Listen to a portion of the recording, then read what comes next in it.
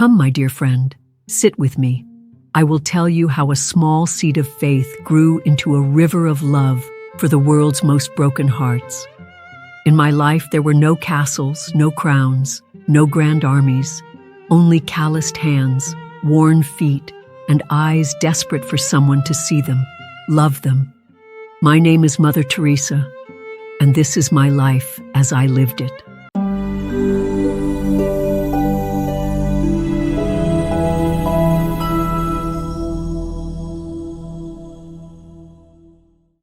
Skopje, my beginning. I was born on August 26, 1910, in Skopje, then part of the Ottoman Empire. Our home was modest, but it pulsed with warmth, laughter, and faith. My father, Nicola Boyakshiu, was a spirited man, a businessman, a politician, and a patriot. He taught me pride in my heritage and duty to my neighbor. My mother, Dranophile, was the true soul of our household. She was a woman of deep kindness, often opening our door to the poor. I remember as a child how she would say, "My child, never eat a single mouthful unless you are sharing it with someone else." When I was 8, our lives shattered. My father fell ill after a political dinner and died suddenly. Poison, some whispered. I only knew sorrow. My mother, left to raise us alone, grew stronger. She prayed without ceasing. She worked tirelessly. Her hands taught me compassion. Her faith taught me resilience. In that crucible of loss, my soul was forged. Even as a young girl, I felt a strange stirring in my heart, a pull, a whisper, a call to something more than a comfortable life. The call to serve. At 12 years old, I first heard the whisper clearly, a desire to become a missionary, to leave everything behind and give my life entirely to God. For 6 long years, the seed of that call grew. I served at church. I prayed. I sang. I listened. At 18, after heartfelt conversations with my mother and priest, I made the hardest decision of my life. I left my home, my beloved Skopje, and traveled to Ireland to join the Sisters of Laredo, a missionary order preparing nuns for India. Ireland was cold, foreign, and lonely. I barely spoke English, but my heart burned with purpose.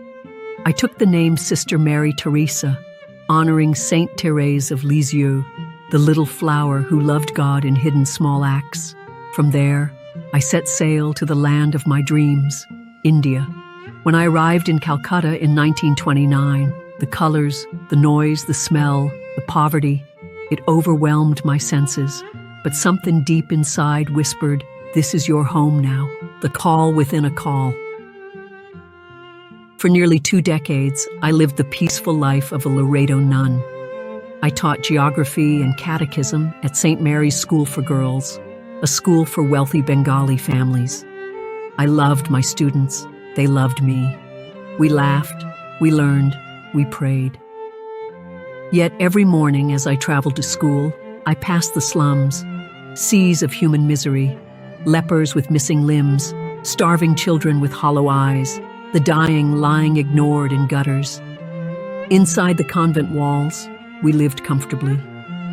Outside, Calcutta bled. In 1946, while riding a train to Darjeeling for a retreat, I experienced a moment that would define my life. It was not a voice, not a vision. It was a certainty, an overwhelming demand. I thirst. Christ was crying out to me, not from the heavens, but from the broken bodies in the streets. I knew I must leave the convent. I must live among the poor, serve them, love them, touch them. It was my call within a call. Learning to love the unloved. The process to leave the Laredo order was long and difficult. I faced misunderstanding, loneliness, bureaucratic delays. Finally, in 1948, wearing a simple white sari with a blue border, the color of the poor, I stepped into the slums of Calcutta alone. The first days were terrifying. I begged for food. I lived in a single room donated by the Little Sisters of the Poor. I learned basic nursing skills. I washed wounds. I cleaned maggot-infested sores. I comforted the dying, often holding them as they drew their last breath. Each face, each body, was Christ in distressing disguise. One day, I found a woman half-eaten by rats, abandoned in a gutter. I carried her myself to a hospital, but the doctors refused her. She had no money, so I stayed with her. I held her hand. I prayed as she slipped into death.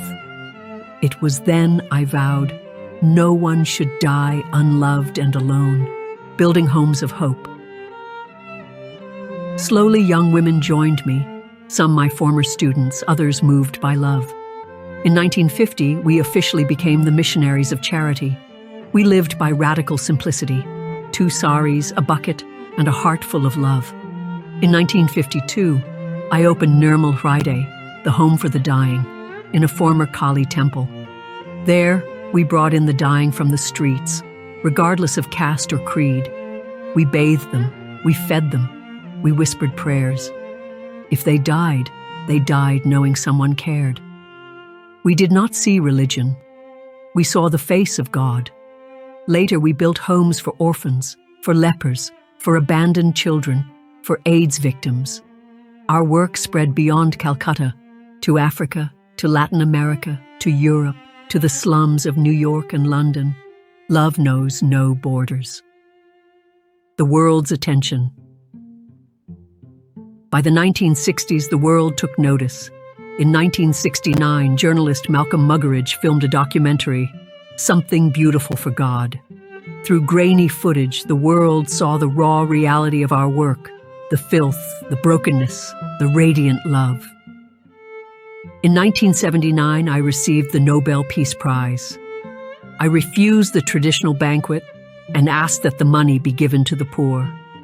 Standing before kings, presidents, and scholars, I spoke simply, "The greatest destroyer of peace today is the cry of the unborn child." Fame did not change me. I remained a small woman in sandals, a servant of the poor. The dark night. Many think my life was one long hymn of joy, but I tell you truly, I walked through a desert of the soul for nearly 50 years. I felt abandoned by God. I prayed and received silence. I cried out and felt emptiness. "Lord, where are you?" I often whispered into the darkness, but I chose to love him anyway, not for the consolation he gave, but because I trusted his heart. Faith, my dear friend, is not a feeling. It is a choice to love, even in the silence. Final days. The years wore on my body. In 1983, during a visit to the Pope in Rome, I suffered my first heart attack. Still, I continued, traveling, founding homes, loving the unloved. In 1990, I attempted to resign, but my sisters voted for me to remain. Reluctantly, I obeyed. By 1997, my body could bear no more. I stepped down as the head of the Missionaries of Charity. On September 5th, 1997, in the small room where I had lived humbly for decades, surrounded by prayers and love, I surrendered my soul to God. The city of Calcutta and the world wept, a life after death. The work continues. In 2003, I was beatified by Pope John Paul II, becoming Blessed Teresa of Calcutta. In 2016, Pope Francis canonized me, Saint Teresa of Calcutta. But sainthood is not a crown. It is simply a reminder that love wins. Today, the Missionaries of Charity serve in over 130 countries. Homes for the dying, the homeless, the forgotten. The thirst of Christ endures, and so must the answer. The thirst that never ends. If you remember me, remember this. Love begins at home. Smile at your child. Listen to the old. Feed the hungry soul at your doorstep. You need not cross oceans. You need only open your heart. Do small things with great love. It is not the magnitude of the act, but the love in it that matters. This is my story, my friend. Thank you for listening. And that's another chapter from the pages of history.